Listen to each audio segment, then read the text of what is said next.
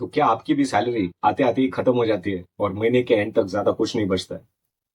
इसका मतलब है आप भी उन लोगों में से हो जो हैंड टू माउथ या पेचेक टू पेचेक जी रहे हैं। आप बन चुके हो शिकार पुअर मनी मैनेजमेंट का। आज भी अगर देखा जाए तो इंडिया में फाइनेंशियल लिटरेसी जो है 27% ही है। That is also as per SEBI. इसका मतलब यह है कि हमें और अवेयरनेस और फाइनेंशियल नॉलेज की बहुत जरूरत है। Welcome to personal finance with Piyush और मैं आपका साथ देने आया हूं how to manage your money smartly. आज हम डिस्कस करेंगे पर्सनल फाइनेंस के ओवरव्यू के बारे में। तो वीडियो को लाइक कीजिए, कमेंट कीजिए और सब्सक्राइब कीजिए। पर्सनल फाइनेंस को सीखना और अमल करना बहुत जरूरी है। अगर अभी भी नहीं किया है तो आई रिक्वेस्ट आज से ही चालू कीजिए उसको। इसमें से सबसे बड़ा फैक्टर जो है वो है टाइम। जितना जल्दी आप उसको अमल करोगे उतना ही जल्दी आप आपके फाइनेंशियल इंडिपेंडेंस को गेन करोगे। इस वीडियो के माध्यम से मैं ये उम्मीद कर रहा हूँ कि आप अपने पर्सनल फाइनेंस की जो जर्नी है वो चालू करें और आपका खुद का जो पैसा है वो आप स्मार्टली मैनेज करें। तो पर्सनल फाइनेंस होता क्या है? बेसिकली आप आपका जो पैसा है वो कैसे मैनेज करें, स्मार्ट स्ट्रेटेजीज कैसे यूटिलाइज करें और आपके जो फाइनेंशियल गोल्स है उन्हें आप कैसे अचीव करें। ये वाली वीडियो एकदम जनरल होने वाली है जिसमें हम पर्सनल फाइनेंस की जो डेफिनेशन है और जो ओवरव्यू है वो हम देखेंगे। पर्सनल फाइनेंस के अंदर 5 सेक्शन होते हैं। तो पहला है आपका इनकम यानी आमदनी। तो इसमें एक्टिव सोर्स ऑफ इनकम आता है आपका, जैसे कि सैलरी हो गया। फिर पैसिव सोर्स ऑफ इनकम कुछ हो सकता है। फिर डिविडेंड्स हो सकते हैं फॉर एग्जांपल। जो पर्सनल फाइनेंस का जो रोड मैप है इसका एक फर्स्ट स्टेप है। तो we need to make sure कि आपका जो है एटलीस्ट एक एक्टिव सोर्स ऑफ इनकम तो होना ही चाहिए, क्योंकि इसी के आधार पर जो आपकी जो इन्वेस्टमेंट्स है, सेविंग्स है, वो सब इसी पे निर्भर करता है। दूसरा आता है आपका स्पेंडिंग यानी खर्चे। इसकी हम बात ना करें तो ही अच्छा है, क्योंकि हम में से बहुत लोग हैं जो बहुत खर्चे करते हैं। खर्चे आपके दो तरीके से होते हैं।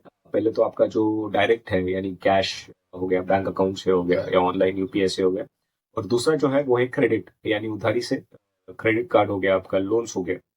हम में से बहुत सारे लोग हैं जो इम्पल्सिव स्पेंडर्स हैं, इम्पल्सिव खर्चे करते हैं। इम्पल्सिव स्पेंडिंग होता क्या है? हम अपने आप को रोक नहीं पाते कोई चीज खरीदने से। ये आपके पीयर प्रेशर की वजह से हो सकता है, सोशल स्टेटस की वजह से हो सकता है, चाहे कुछ भी हो सकता है। बट इसमें हमको बाद में रियलाइज होता है कि this is not for us, हमने गलती कर लिया है, ये हमारे कुछ काम का नहीं है। तीसरा है आपका सेविंग्स। सिंपल है, जो भी खर्चे होने के बाद जितना भी पैसा बचता है वो आपका सेविंग्स है। इसमें ये देखना है हमें कि इसको हम स्मार्टली यूटिलाइज कैसे करें, कहाँ पे इन्वेस्ट करें। इसमें और एक फंडा है कि इमरजेंसी फंड जो है वो हमें पता होना चाहिए।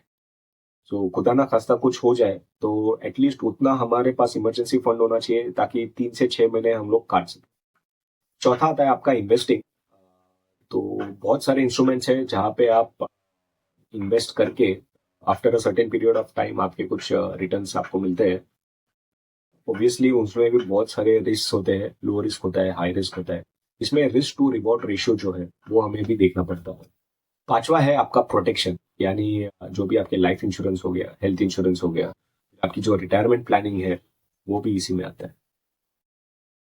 और भी बहुत सारे फाइनेंशियल टर्म्स हैं जो इसी 5 सेक्शन के अंदर कहीं ना कहीं आ जाते हैं। जैसे कि आपका वेल्थ मैनेजमेंट हो गया, फिर आपका जो बजट प्लानिंग है, बजट प्लानिंग कैसे करते हैं, रिटायरमेंट प्लानिंग, रिटायरमेंट तक आपका कितना कॉर्पस होना चाहिए, फिर आपका जो इन्वेस्टमेंट्स है, क्रेडिट कार्ड्स है, लोन्स है, ये सब जो भी डेफिनेशन है ये सब उसमें ही है। तो ये था आपका पूरा ओवरव्यू पर्सनल फाइनेंस के बेसिक्स का। वीडियो अच्छी लगे तो सब्सक्राइब कर लेना। अगर आपको कुछ और चीजों के बारे में जानना है तो please comment down.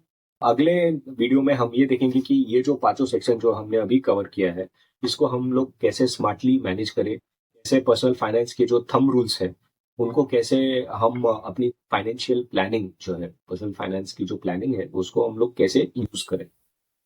So meet you in the next video.